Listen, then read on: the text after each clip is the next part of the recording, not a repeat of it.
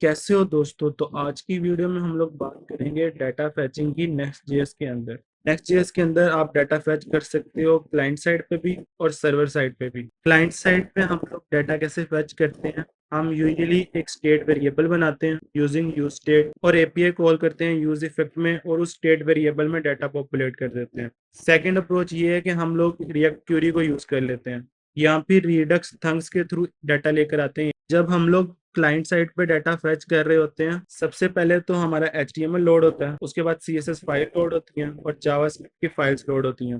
फिर वो सर्वर पे एक एपीआई रिक्वेस्ट करती हैं, वहां से डाटा आता है और हमारे ब्राउजर में शो होता है। पहले जो ये HTML CSS और जावास्क्रिप्ट की फाइल्स लोड होती हैं, इनमें डाटा नहीं होता। ये डाटा सर्वर से आता है in the form of API और उसकी वजह से एक एक्स्ट्रा राउंड ट्रिप लगता है सर्वर पे। और क्योंकि हम लोग डाटा क्लाइंट पे फेच कर रहे हैं तो उससे हमारा बंडल साइज भी लार्ज हो जाएगा, ये सोर्स इंटेंसिव भी हो जाएगा। ब्राउजर्स हमारे कंटेंट को नहीं देख पाएंगे, तो ये सर्च इंजन फ्रेंडली भी नहीं है। और अगर एपीआई कीज इन्वॉल्व है हमारे क्लाइंट के बंडल में तो ये लेस सिक्योर भी है। उसके ऑपोजिट अगर हम लोग सर्वर साइड पर देखें कैसे डाटा फेच करना है, वो एक बेटर अप्रोच बन जाती है। चलते हैं क्रोम पे, यहाँ जाके मैं जेसन प्लेस होल्डर की एक फेक रेस्ट एपीआई को सर्च करता हूँ।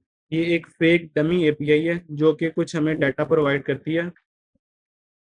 इधर काफ़ी एंड पॉइंट्स हैं। जिस तरह मैं फिलहाल इस वीडियो के लिए यूजर्स के एंड पॉइंट को यूज़ करता हूँ और इसको यूज़ करके हम लोग सीखेंगे कि सर्वर साइड पे डाटा फैच करने का हमें क्या बेनिफिट मिलता है और कैसे ये अप्रोच मोर सेफ है और सर्च इंजन फ्रेंडली है। चलते हैं VS कोड के अंदर। लास्ट वीडियो में हम लोगों ने ऐप का फोल्डर बनाया था, उसके अंदर एक यूजर का फोल्डर भी था और उसके अंदर page.tsx फाइल थी जो कि एक यूजर पेज को रेंडर कर रही थी। इस वीडियो में हम लोग यहाँ पे फैच के फंक्शन को यूज करेंगे, जिससे आई होप आप लोग फेमिलियर होंगे। तो मैं यहाँ जाता हूँ और फैच के फंक्शन को यूज करता हूँ तो grab the data at this end point.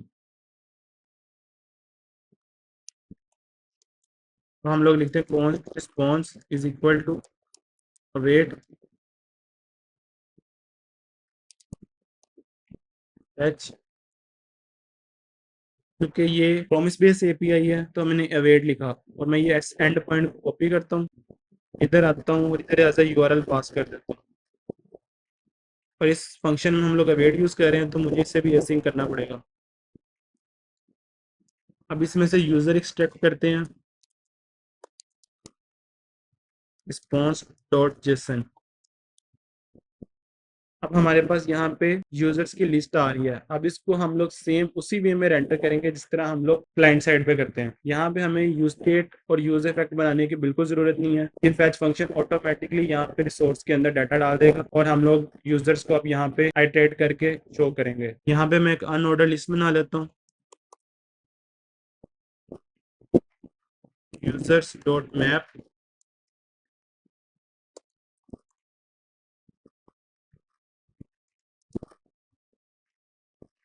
एक लिस्ट आइटम।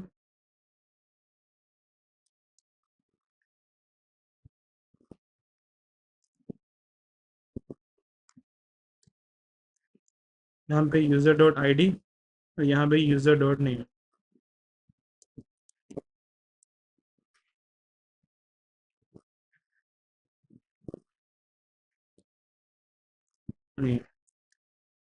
और यहाँ पे रिस्पॉन्स के साथ भी हमें अवेट को यूज करना पड़ेगा क्योंकि ये एक प्रॉमिस बेस एपीआई है।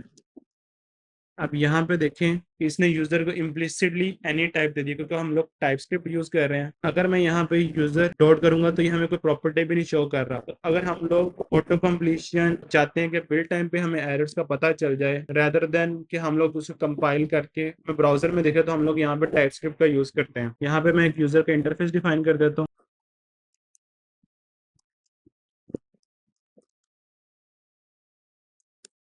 इसमें फिलहाल सिर्फ मैं दो प्रॉपर्टीज ले रहा हूँ। यहाँ पे तो बहुत सी प्रॉपर्टीज लिस्टेड है लेकिन इस ट्यूटोरियल के लिए और इस वीडियो को सिंपल रखने के लिए मैं यहाँ पे सिर्फ दो प्रॉपर्टीज ले रहा हूँ, एक आईडी की और दूसरी नेम की। ID type number and name of type string. और अगर मैं यहाँ पे यूजर को टाइप कर देता हूँ यूजर्स एरे की,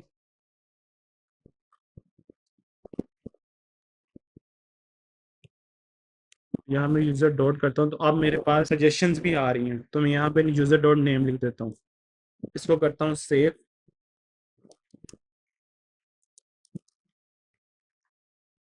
नेक्स्ट ऐप के फोल्डर में जाता हूँ और इसे डेवलपमेंट मोड में रन कर देता हूँ।